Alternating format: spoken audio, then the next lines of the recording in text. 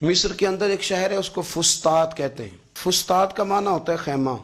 مصر کے اندر جہاد ہو رہا ہے، حضرت عمر بن عاص رضی اللہ تعالیٰ عنہ کمان کر رہے ہیں، صحابی رسول صلی اللہ تعالیٰ علیہ وسلم۔ حضرت عمر بن عاص رضی اللہ تعالیٰ عنہ نے فتح کر لیا تو جو جرنیل ہوتے تھے، قائد ہوتے تھے، ان کے خیمے اہم جگہ پہ لگائے جاتے تھے۔ حضرت عمر بن عاص رضی اللہ تعالیٰ عنہ کا خیمہ وہاں لگایا گیا جہاں صحرا تھا، کھلی جگہ تھی اور ساتھ پانی کا چشمہ بھی تھا۔ حضرت عمر بن عاص رضی اللہ تعالیٰ عنہ جب فتح ہو گئی نا تو خیمے کو کھیڑنے کا حکم دیا۔ 4 پائے اس کے باندھے جاتے ہیں، میخیں لگائی، قلعے آخید ہے پنجابی تو میخیں قلعے لگائے گئے تھے، چاروں جانب سے خیمے کو باندھا گیا تھا۔ فرمایا وہ کھیڑو چلتے ہیں، آگے اسکندریہ جانا تھا جہاد کے لیے۔ ایک میخ اکھاڑنے کا جب ارادہ کیا تو وہ ایک کبوتری خیمے کے اوپر سے اڑی تو حضرت عمر بن عاص رضی اللہ تعالیٰ کہنے لگے ذرا ٹھہر جاؤ، دیکھو یہ کہاں سے نکلی ہے۔ تو خیمے کے اوپر دیکھا کہ اس نے انڈے دیے ہوئے اور بچے نکلنے والے۔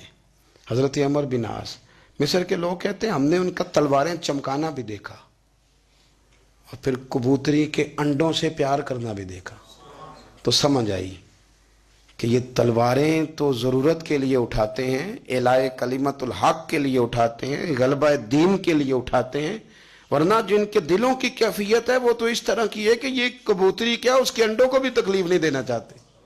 حضرت عمر بن عاص رضی اللہ تعالیٰ عنہ نے فرمایا کہ بھائی نہ اکھیڑو خیمہ، اس کو لگا رہنے دو، اور جب تک اس کے انڈوں سے بچے نکل نہیں آتے اور جب تک وہ بچے خود اڑ کے اپنی خوراک حاصل کرنا نہیں شروع کر دیتے خیمہ لگا رہنے دو۔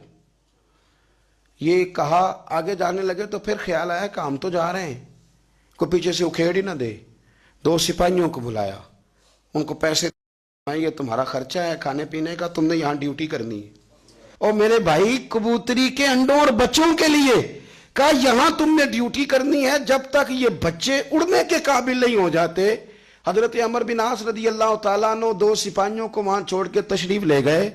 آپ نے جا کے وہاں جہاد کیا، اسکندریہ میں کئی دن لگے، وہاں سے فتح یاب ہو کے ارادہ کیا واپس چلتے ہیں، رستے میں قیام کریں گے اور کرنا وہی ہے جہاں میں خیمہ چھوڑ آیا ہوں۔ وہ جو فسطاط چھوڑ آیا ہوں نا خیمہ، وہاں جانا ہے، وہاں صحرا بھی ہے، پانی بھی۔ واپس آئے تو چونکہ وہ صحرا تھا، قریب پانی تھا، اب 2 لوگ وہاں رہ رہے ہیں، خیمہ لگا ہوا ہے مستقل۔ جن لوگوں کو آبادی میں جگہ نہیں مل رہی تھی انہوں نے چھوٹی چھوٹی جھونپڑیاں بنانی شروع کر دی۔ یہاں لوگ کھانے کی چیزیں لے کے آتے ہیں، جاتے ہیں، وہاں تھوڑی رونق لگنے لگی، آبادی ہو گئی۔ اب وہاں ایک پورا شہر آباد ہے، پورا شہر مصر میں آباد ہے۔ نام کیا ہے؟ فسطاط، خیمہ۔